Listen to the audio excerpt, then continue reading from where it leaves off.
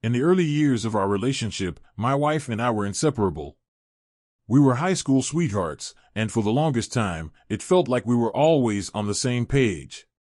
Whether it was spending late nights together talking about our dreams or going on spontaneous trips, there was an undeniable closeness between us. We shared everything, the highs, the lows, and all the little moments in between. When we got married, we both felt like we were building something strong and enduring. Life wasn't always easy, but we faced challenges as a team, fully trusting each other. Our bond felt unshakable. But things began to change in 2015. That year, her mother was diagnosed with cancer, and it felt like a dark cloud had settled over our lives. I did my best to support her through the process, but I could see her spirit breaking as her mom's condition worsened. When her mother passed away, my wife was devastated, but I thought we'd get through it in time, like we always had with tough situations. Unfortunately, the very next year, her father also succumbed to cancer. The back-to-back loss was too much for her, and she spiraled into a deep depression. The woman I had known for so long, who had always been so strong and full of life, became a shadow of herself. For 2 years, it was like living with a stranger. She shut herself off emotionally and physically, and no matter what I did, it seemed like nothing could make her happy. The affection that once flowed so easily between us was gone, replaced by coldness and silence. She withdrew completely, and the bedroom went dead. We stopped being intimate, and it became almost impossible to connect with her on any level. Her depression consumed everything. She stopped smiling, stopped talking, and I felt helpless as I watched her drift further away. During that time, I had to step up in ways I hadn't expected. With 3 young kids to look after, I took on most of the parenting responsibilities while she focused on work. I made sure the kids were fed, helped them with their homework, and tried to maintain some normalcy in their lives despite the growing tension between us. I'd hoped that, in time, she'd pull out of her depression and we could find our way back to each other. But the more she retreated, the more isolated I felt. To cope, I turned to video games. At first, it was just something to fill the quiet nights after the kids went to bed. She wouldn't talk to me, and I didn't know what else to do. But soon, it became an escape, a way to avoid facing the reality that our marriage was unraveling. I would spend hours playing, trying to numb myself to the pain of watching my wife slip away. In some ways, it was easier to lose myself in the game than to confront the growing distance between us. The longer this went on, the more our communication broke down. We barely spoke unless it was about the kids or basic household stuff. The connection we once had, that had felt so effortless, was completely gone. I missed her, missed us, but I didn't know how to reach her anymore. It was like I was living with someone who didn't want to be found. The intimacy we once shared was now just a distant memory. May 4th was always a big deal for me, being a huge Star Wars fan. Every year, my wife and I would joke around with "May the 4th be with you" texts, and I'd get all the little Star Wars memes and gifts throughout the day. It had become our thing, something that felt special between us. But this year, May 4th came and went without a single word from her. Nothing. It was just another sign, another moment where I could feel her slipping further away. For months, maybe even years, I had felt something was off. The emotional distance between us had grown to the point where we were practically strangers living under the same roof. She had become colder, more distant, and no matter how much I tried to show her affection or tell her I loved her, it was like throwing words into an empty void. I chalked it up to her depression or maybe the stress of work, but deep down, I couldn't shake the feeling that there was more going on. The late nights at work, the constant distraction on her phone, the excuses, it was all adding up in the back of my mind, but I tried to push it aside. After all, we'd been together for 25 years. How could she betray me like that? That day, I had been texting her on and off, just like I normally would, but she didn't respond. She later called me, claiming she hadn't gotten my texts because of poor reception in her office. It seemed innocent enough, but something didn't sit right with me. She suggested I message her on Google Chat instead, saying it would show up on her work computer. I did as she said, but once again, no response.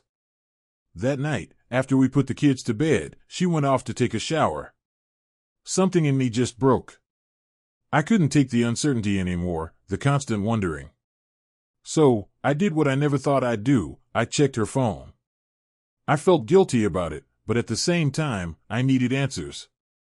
As I scrolled through her texts, nothing seemed out of the ordinary. But when I opened her Google chat, my heart sank. There, staring back at me, were messages between her and another man. He wasn't just some guy she was casually talking to, this was deep. My wife had been sending him all the May the 4th Star Wars gifts, the ones I used to get. It hit me like a ton of bricks. This was our day, our tradition, and she was sharing it with someone else. I didn't even get a single message from her that day, but he did. My hand started shaking as I scrolled further, uncovering message after message filled with "I miss you" and "I love you." It wasn't just flirting, it was an affair, and it had been going on for nearly 3 years. I felt like I'd been punched in the gut. My whole world shattered in that moment. The betrayal was like nothing I'd ever experienced. I sat there, numb, reading the words over and over again, not wanting to believe it. This wasn't just some fling. It was a full-blown emotional and physical affair. And for 3 years, she had been lying to me, pretending everything was fine, while carrying on with this guy behind my back. My mind raced as I tried to make sense of it all. How had I not seen this? How could I have been so blind? But more than anything, I felt anger at her for betraying me, anger at myself for not seeing it sooner. I wanted to confront her right then and there, but I knew I couldn't. I had surgery scheduled for the summer, and I needed her help with the kids and the house while I recovered. If I exploded now, it would make everything harder, especially for the kids. So I made the gut-wrenching decision to keep quiet, at least for the time being. I took screenshots of everything, saving them for later. There would be a time for confrontation, but not yet. That night, as she climbed into bed like nothing had happened, I lay there beside her, feeling more alone than I ever had in my life. All I could think about was how long she had been lying, how many times she had come home from being with him and pretended like everything was normal. The woman I had loved for more than 2 decades had become a stranger, and I wasn't sure I would ever be able to trust her again. The confrontation had been building up for months, simmering beneath the surface of every interaction. Ever since I discovered the affair, I couldn't look at her the same way. Every smile she gave me felt hollow, every "I love you" was tainted by the lies I knew she'd been living for years. I'd kept quiet, trying to keep things together until after my surgery, but the weight of the secret was crushing me. Every day, I held back the anger, the betrayal, the constant thoughts of her with him.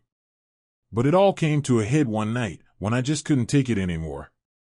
We were arguing again, the same old cycle of her being distant, refusing to communicate, and me trying to get through to her. It felt like she had checked out emotionally, just going through the motions of being a wife, but not really present. I tried to stay calm, but something inside me snapped. I couldn't hold it in anymore.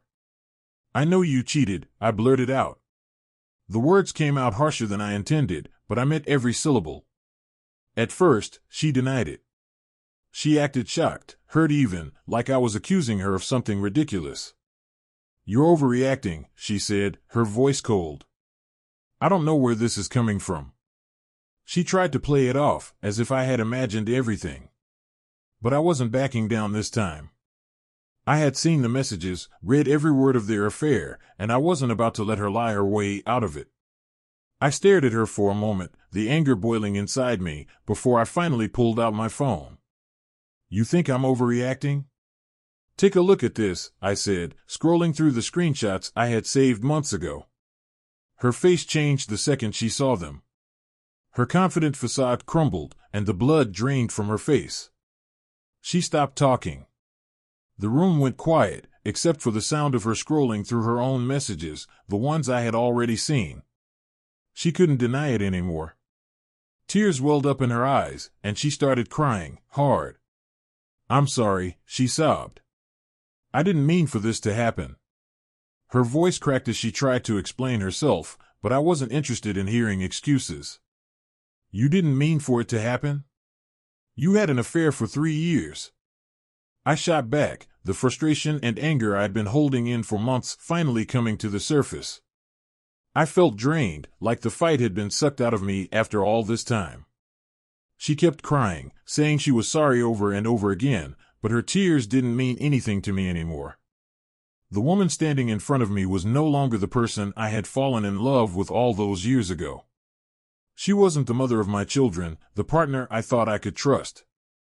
She was just someone who had thrown away 25 years for a cheap fling that meant more to her than our marriage ever did. I didn't yell. I didn't even have the energy to be angry anymore. I just felt empty. I'm leaving, I said, turning toward the door. I'll stay at my sister's for now, but I'm coming back for the kids.